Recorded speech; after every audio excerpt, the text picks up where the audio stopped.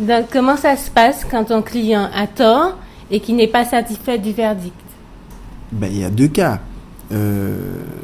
Si quelqu'un vient me voir, me confie une affaire qui semble perdue d'avance, moi, c'est mon devoir d'ailleurs, de lui déconseiller d'engager l'action.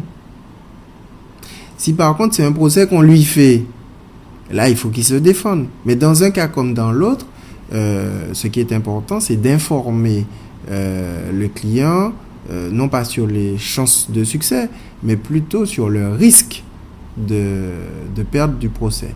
Par contre, lorsqu'on est après une décision éventuelle de condamnation, c'est est-ce qu'on fait appel ou pas, c'est tout. Mais on ne peut pas savoir à l'avance si on va gagner ou si on va perdre. On peut savoir seulement si on a des chances sérieuses de gagner ou de perdre. Et en étudiant le dossier, on informe le client de ce risque-là. Mais le risque existe toujours. Justement parce que y a un adversaire en face. Donc lui, il court aussi le risque de gagner ou de perdre. Pourquoi quand un client entame une procédure, quand il n'y a pas aboutissement, pourquoi à chaque fois on lui dit que l'affaire sera reportée? Alors, c'est pas systématique, les reports. C'est pas systématique. Mais c'est vrai que très souvent, lorsqu'on fait un procès, on est prêt à le faire. D'accord? Mais on fait un procès à qui? À quelqu'un. La personne, quand on lui fait le procès, elle n'est pas forcément prête. De la même façon que nous, on s'est préparé, il faut que l'adversaire ait la possibilité de se préparer. Donc, par exemple, vous assignez quelqu'un en justice. Ça veut dire que vous êtes allé voir un avocat, donc ça vous a pris un temps pour rendez-vous. Vous lui avez amené des pièces, ça peut être un deuxième rendez-vous. Il a rédigé une assignation, donc il vous a proposé l'assignation, ça peut même être un troisième rendez-vous. Et puis là, vous faites un procès à l'adversaire. Donc, ça peut être après 3 rendez-vous. Bon, l'adversaire arrive devant le tribunal. D'accord? Il faut lui communiquer vos pièces. Quand vous lui communiquez les pièces, il faut qu'il ait un temps pour aller les confier à son avocat, en discuter avec son avocat. Donc, nécessairement, il y a un risque de renvoi. Ensuite, votre assignation et vos pièces appellent peut-être de sa part la communication de ses moyens de défense, soit des pièces, soit ses écritures, qu'on appelle des conclusions. Donc, quand il vous les communique à vous, qui étiez prêt à faire le procès, vous recevez de nouvelles pièces et des écritures. Si c'est moi qui les reçois, si vous êtes ma cliente, je vais demander le report pour au moins vous sachiez qu'il a communiqué des pièces et des écritures. Donc, à ce moment-là, c'est le demandeur qui va demander le renvoi. C'est pas systématique, on peut être prêt à plaider tout de suite. Mais il arrive que, quand même, on dise, non, je préfère que mon client ou ma cliente soit informé de tout ce qu'il y a, pas seulement dans son dossier, mais dans le dossier de l'adversaire. Donc, ça peut donner lieu à un nouveau renvoi. Souvent, d'ailleurs, on néglige cet élément-là, mais il y a souvent 2 personnes qui n'ont pas la même vision du temps. Il y en a un qui est pressé, qui veut le résultat tout de suite, mais l'autre en face, il n'est pas forcément pressé. Il ne veut pas forcément le résultat tout de suite. Donc, ça peut être aussi son intérêt de faire traîner. Quand un est pressé et l'autre ne l'est pas, qu'est-ce qui l'emporte? Quelle vitesse l'emporte? La vitesse qui l'emporte, c'est la vitesse du juge. C'est-à-dire qu'on peut aller de renvoi en renvoi comme ça d'un côté et de l'autre, mais le juge, lui, à un moment, il siffle la fin des renvois, il dit stop, et il dit, là maintenant, c'est ma vitesse à moi qui compte. Donc, la vitesse de la justice, c'est pas la vitesse de celui qui attaque, c'est pas la vitesse de celui qui défend, c'est la vitesse du juge et c'est lui qui détermine la vitesse du procès. Mais vous, Maître Germain, vous êtes-vous spécialisé dans un domaine dans le droit? Non, je suis généraliste, mais c'est vrai qu'il y a dans mon parcours de vie professionnelle des matières dans lesquelles je suis intervenu et qui d'ailleurs justifient peut-être votre présence. je me suis d'abord fait connaître à l'occasion d'un procès. C'était le procès de la corruption. La corruption au Lamentin. On peut dire le système SAMO ou le système de corruption qu'il y a au Lamentin avec l'affaire Pavio. J'ai défendu M. Pavio avec oserais-je dire, le bon résultat que l'on sait. Et tout de suite, sur le plan du droit pénal, j'ai senti que j'étais très intéressé par cette matière-là. Et puis à Grenoble, quand j'étais à Grenoble, j'ai fait pas mal de droit des étrangers, mais j'ai pas fait que ça. J'ai surtout appris. Et arrivé en Martinique, déjà, j'avais pas conscience de la question des étrangers. Pour moi, il n'y avait pas d'étrangers en Martinique. Nous, toutes ces nègres, je ne voyais pas la différence entre un Saint-Lucien, Haïtien, Martiniquais, Guadeloupéen, Guyanais. Et puis quand j'ai vu les violences policières dont ils étaient victimes, quand j'ai vu les violences même administratives, la violation de leurs droits par la préfecture, et puis quand un jour j'ai défendu un étranger qu'on a de force et de façon illégale renvoyé en Haïti alors qu'un juge l'attendait pour le juger et que la police a triché, comme souvent avec la complicité de l'administration. Ils ne l'ont pas présenté au juge. Il est arrivé en Haïti et il a été tué.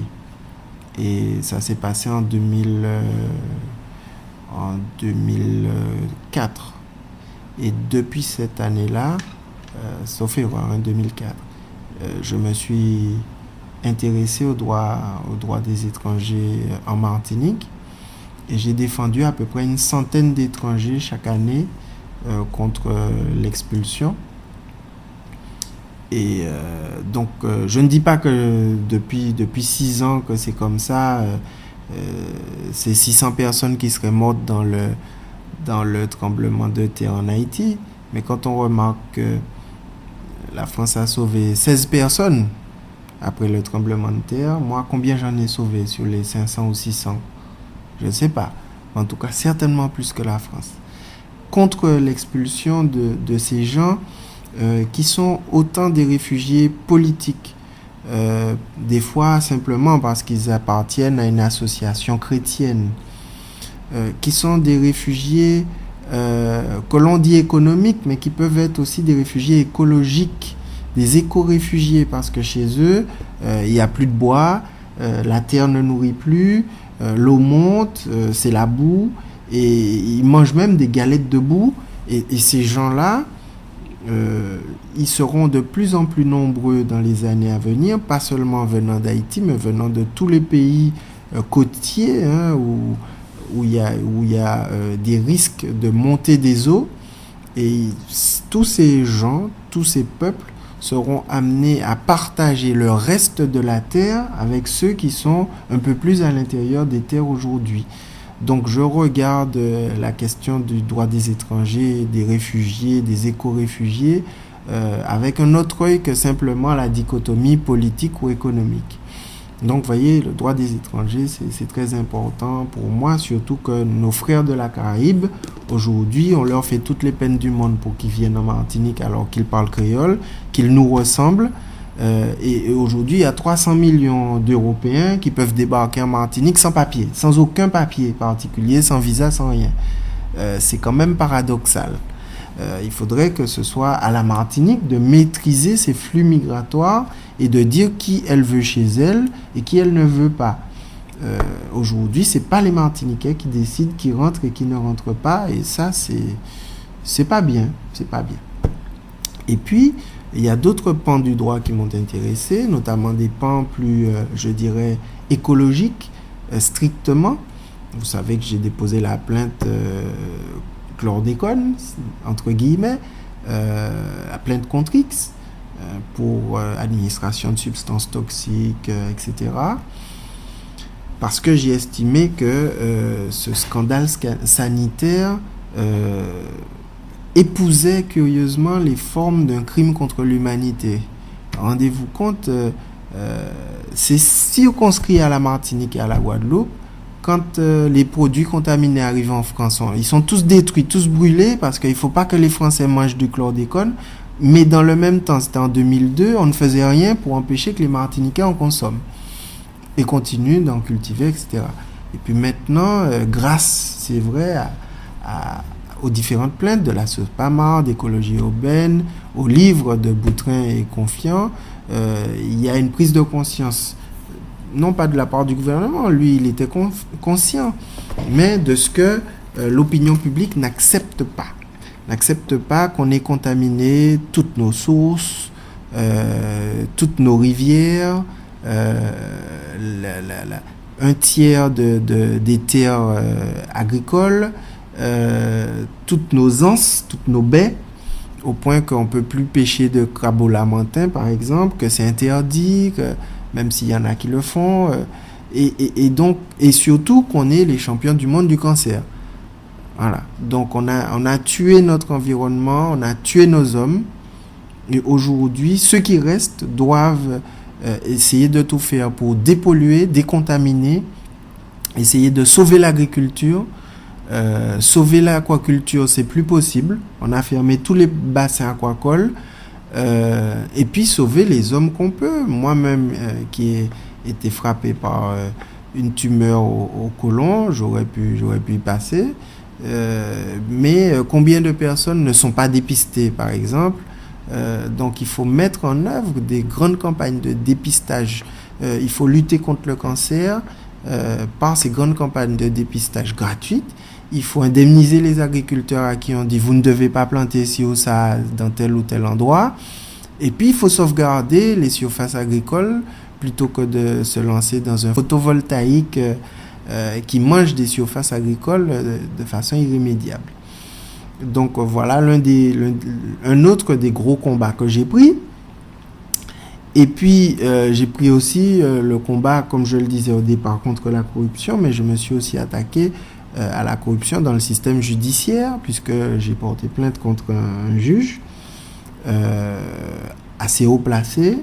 Il y a eu 2 visites de l'inspection générale des services judiciaires. J'ai aussi pris le combat des violences policières, contre les violences policières. Bon. Et il y a eu aussi des visites de la police des polices. Bref, le système a de quoi m'en vouloir, a de quoi s'attaquer à moi, ce qui explique peut-être que depuis toutes ces années, je suis victime du harcèlement, notamment par exemple l'administration fiscale qui me met en contrôle fiscal et qui me lâche pas, victime du harcèlement des instances, et même au point qu'on essaye, alors on a voulu me mettre en examen, ils sont pas arrivés, on a voulu me sanctionner disciplinairement, et bon, il y aura toujours de toute façon dans ce combat-là des plumes perdues et des coups portés de part et d'autre, portés d'autant plus durement que maintenant j'ai compris que les limites du métier m'imposaient de m'impliquer en politique. Parce que quand je me suis ensuite lancé aux côtés du collectif dans la défense des Martiniquais, mais de toute la Martinique, sur la question du pouvoir d'achat, mais sur une question plus politique, du rapport avec la France et contre la profitation du système, entre guillemets, de profitation de certains béquets, là, je peux dire que je me suis installé dans le fauteuil de cible et que je comprends qu'on s'attaque à moi et je comprends aussi que je n'ai pas le choix. Mes engagements m'amènent à faire de la politique. Je vais donc en faire. J'en fais déjà, certes, à un petit niveau municipal. Je suis dans l'opposition à Rivière-Salée. Mais je crois qu'il faut que je m'investisse un peu plus sur le terrain politique. Il faut que ma génération, les jeunes de ma génération, qui sont conscients du problème, s'impliquent aussi en politique. Il faut qu'on renouvelle le personnel politique, qu'on prenne nos responsabilités, parce qu'on ne peut pas comme ça, comme moi-même je l'ai fait par le passé, se contenter de critiquer. Il faut aussi proposer et j'ai des propositions très concrètes à faire, notamment pour les jeunes, notamment pour protéger les personnes âgées, notamment pour protéger ceux qui travaillent et qui sont complètement pressurisés actuellement, qui sont ni jeunes ni vieux, mais c'est eux qui apprennent à faire, notamment aussi, et ça c'est mon côté écologique pour la sauvegarde de l'environnement, mais pas une sauvegarde de l'environnement, j'aime les oiseaux et les fleurs, mais une sauvegarde de l'environnement dynamique où l'environnement est une source d'emploi, c'est une source de création, d'activité et de richesse.